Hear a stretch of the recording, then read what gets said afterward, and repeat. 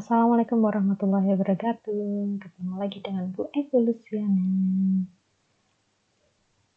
Kita pelajarannya hari ini masih sama, matematika. Untuk video kali ini Ibu akan menjelaskan materi baru. Materinya ini belum pernah ada waktu kalian di SMP, itu belum pernah ada. Enggak sulit juga sih sebenarnya, hanya saja butuh konsentrasi yang cukup. Kenapa butuh konsentrasi yang cukup?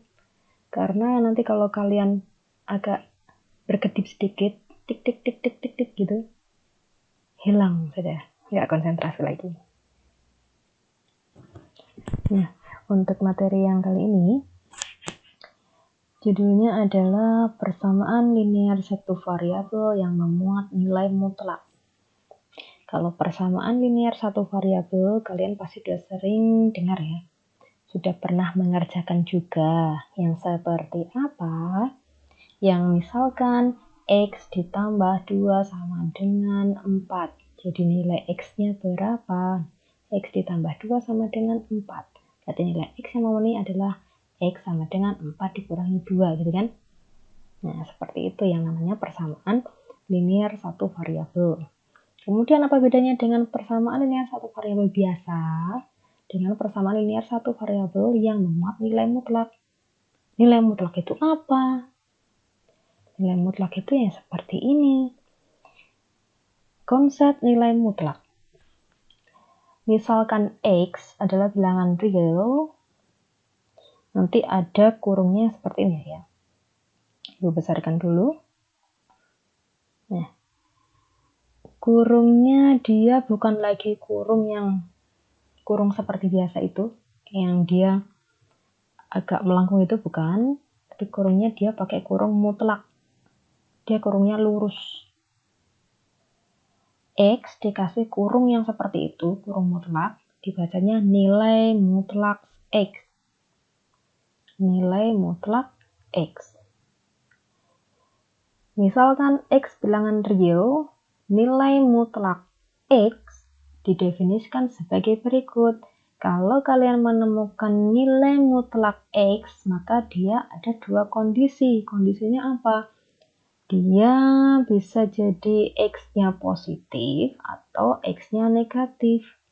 Tapi ada syaratnya. Syaratnya apa? Dia dikatakan X-nya positif, ini, jika X-nya lebih besar sama dengan 0. X lebih besar sama dengan 0 itu yang mana sih? Ya, 0, 1, 2, dan seterusnya. Yang nilainya tuh positif. Kemudian yang kedua, dia bisa bernilai negatif jika X-nya kurang dari 0. Siapa yang kurang dari 0?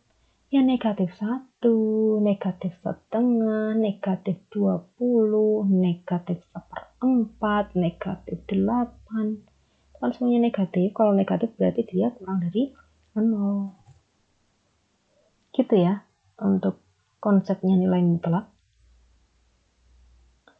Nah, contohnya seperti ini. Nilai mutlak dari 3. Kita bisa menyebutkannya sebagai 3. Kemudian nilai mutlak dari negatif 3. Itu juga 3. Bu, kok bingung sih, Bu? Enggak usah bingung. Yang pastinya nilai mutlak absolut. Kalau bahasa Inggrisnya itu absolut ya. Itu biasanya dia identik dengan positif. Jadi kalau nanti dia awalnya positif, ya hasilnya ya positif. Kalau dia awalnya negatif yang dikasih tanda mutlak, nah, dia juga positif. C. Nilai mutlak dari negatif 2/3. Jadinya ya 2/3. Oke. Kemudian nilai mutlak dari negatif 5 dikali 2. Nilai mutlak nilai mutlak negatif 5. 5 dikali 2. 5 dikali 2 berapa? 10. Paham ya? Paham, ini mudah kok. Nah, untuk tadi ini kan contoh-contoh yang biasa untuk pemahaman konsep nilai mutlaknya. Nah, kita nanti masuknya langsung ke persamaan linear satu variabel yang memuat nilai mutlak. Gitu kan ya, kalau ini kan tadi contoh dari konsep nilai mutlak. Nah, sekarang kita sudah masuk ke persamaan linear satu variabel yang memuat nilai mutlak. Sudah ada x-nya. Kalau kalian ingat persamaan linear ada x-nya, ada y-nya, pokoknya ada variabelnya di situ. Nah, contohnya seperti ini ya untuk nilai mutlak. Tadi kan nilai mutlak. Apa tadi namanya? Persamaan linear satu variabel. Tadi kan Ibu sudah sedikit menggambarkan ya. Ini x ditambah 3 sama dengan 6. Ini persamaan linear satu variabel. Nilai x-nya berapa? Nilai x-nya diperoleh x sama dengan 3. Dari mana? X ditambah 3 sama dengan 6. 3 ini biar dia hilang diapakan? Ya dikurangi 3. Kalau ruas kiri dikurangi 3, maka ruas kanan juga dikurangi 3. 6 dikurangi 3. Berapa 6 dikurangi 3? 3. Berarti nilai x-nya sama dengan 3. Gitu ya? Oke. And then 2x dikurangi 3 sama dengan 4. 2x-nya biarkan dia di ruas kiri. Kemudian negatif 3-nya dihilangkan. Negatif 3 biar dia 0, diapakan? Ditambah 3. Kalau ruas kiri ditambah 3, maka ruas kanan juga ditambah 3. 4 ditambah 3 berapa? 7. 2x sama dengan 7. Hasilnya berapa? X-nya. X sama dengan 7 per 2. Gampang. Ini untuk mengingatkan tentang persamaan linear satu variabel. Kemudian kita sudah masuk ke persamaan linear satu variabel yang memuat nilai mutlak.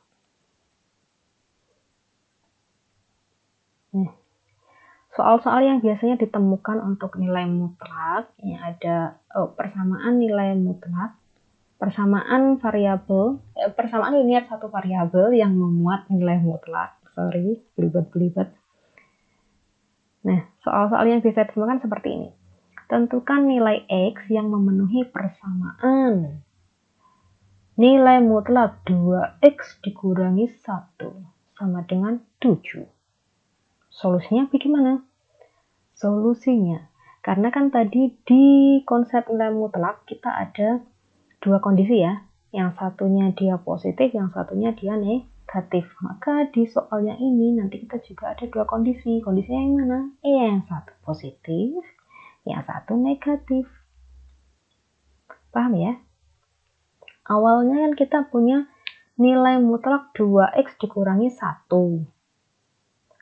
2x dikurangi 1. Kita ambil 2x dikurangi 1-nya. Yang kita ambil ininya saja. Kurungnya sudah tidak usah dipakai, kurung mutlaknya. Kita pasang 1 di sini. Nah, ini. Yang satunya kita tambahin negatif di depannya. Oke ya? Oke. Kemudian, tadi kan ada syaratnya nih. Syaratnya apa sih? Syaratnya adalah X dia bisa positif jika X-nya lebih besar dari 0. X-nya lebih besar daripada 0. 2x dikurangi 1 sama dengan 7 kan?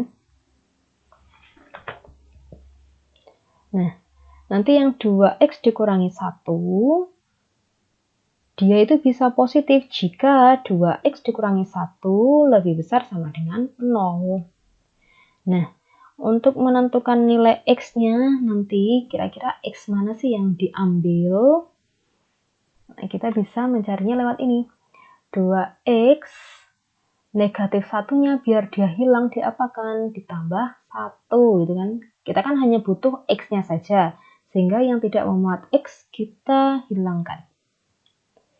2X dikurangi 1 lebih besar sama dengan 0. Nilai negatif 1 ini biar dia 0, biar dia hilang, diapakan? Ditambah 1. Kalau ruas kiri ditambah 1, maka ruas kanan juga ditambah 1. 0 ditambah 1 hasilnya 1.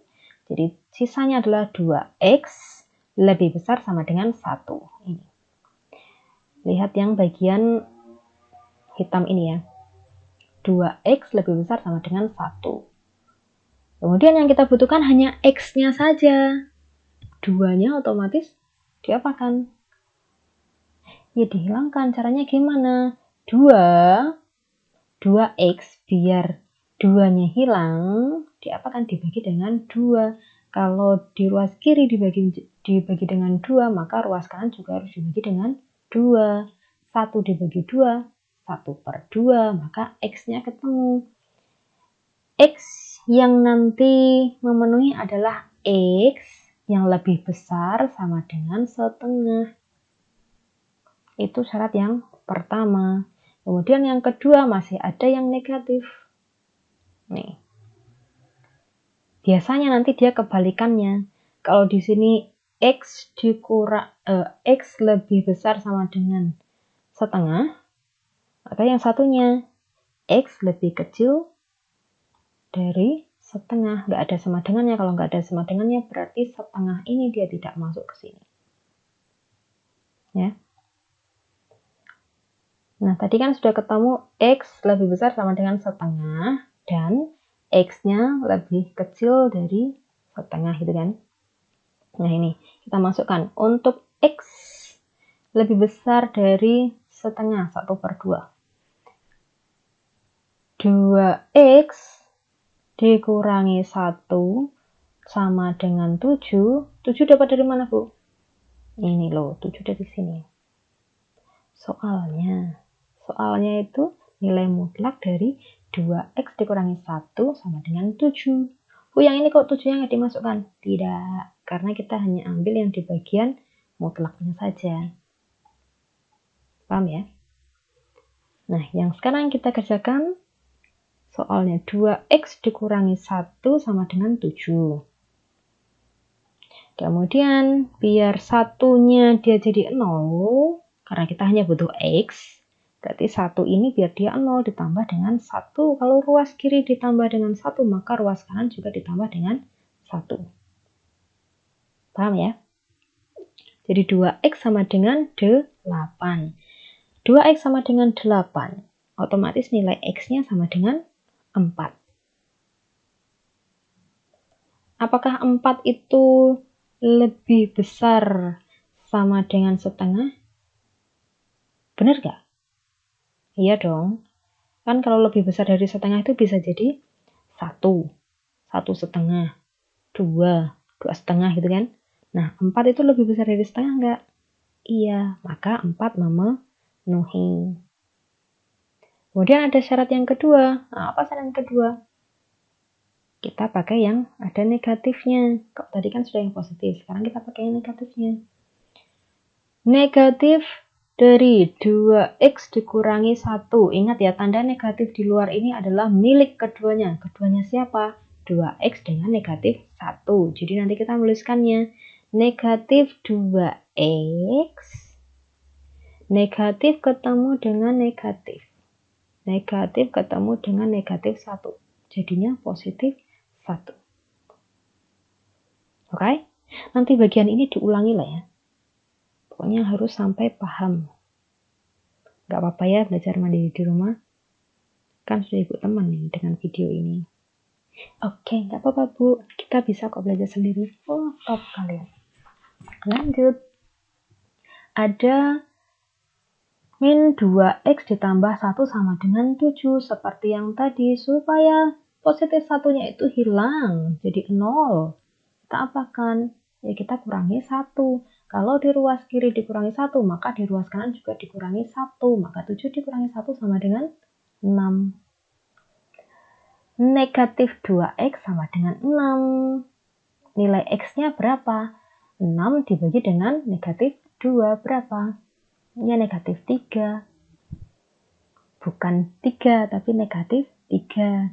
Apakah negatif 3 itu termasuk di X kurang dari setengah? Siapakah X dikurangi setengah?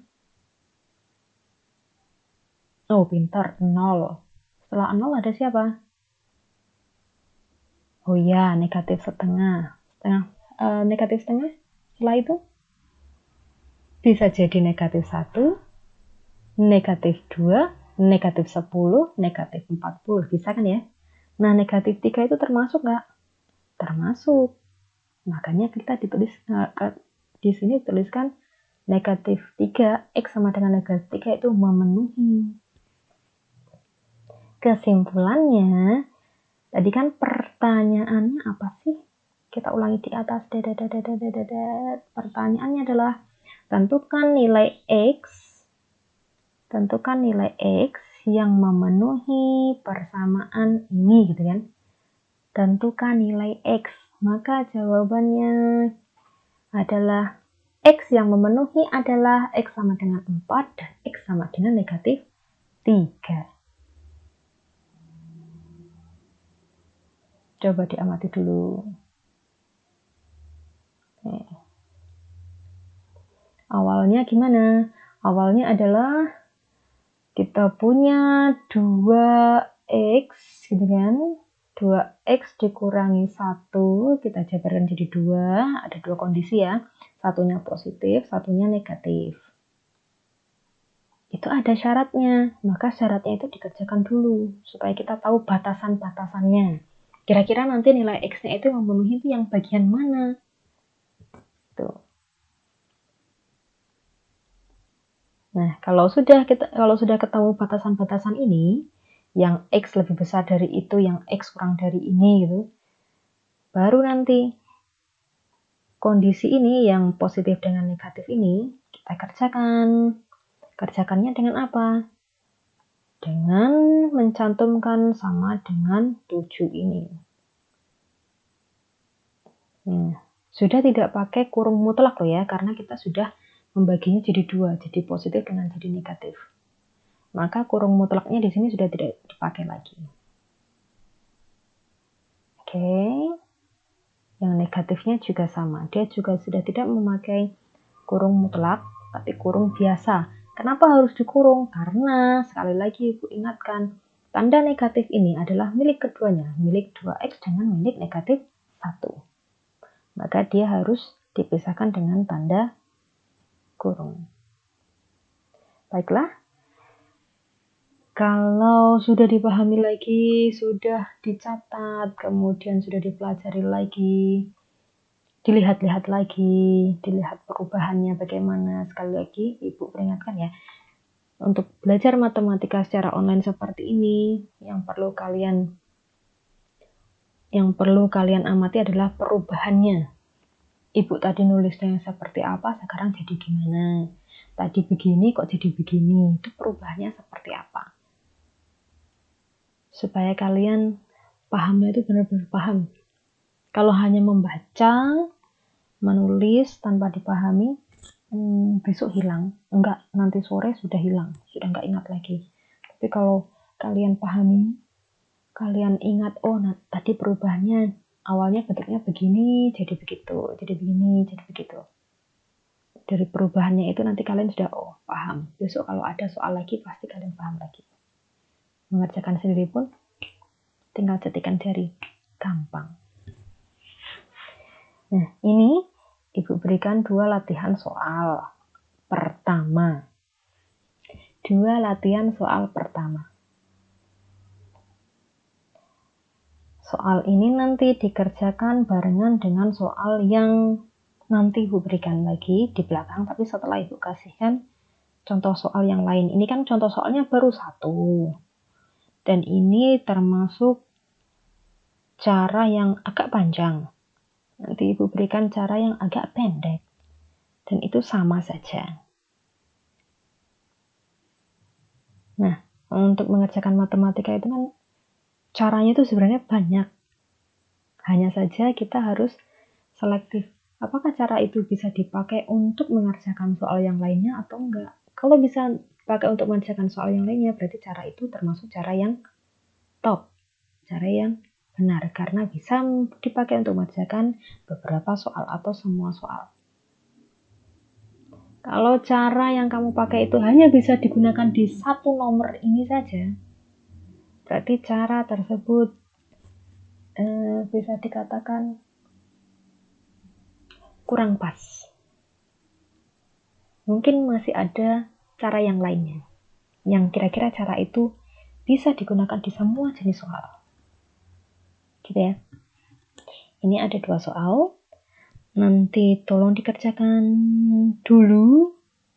Tidak perlu buru-buru dikirim ke ibu, karena nanti ada linknya tersendiri. Nanti linknya ibu sampaikan di akhir setelah contoh soal yang lainnya. Oke, kita lanjut ke contoh soal ya. Contoh soal kedua dan seterusnya.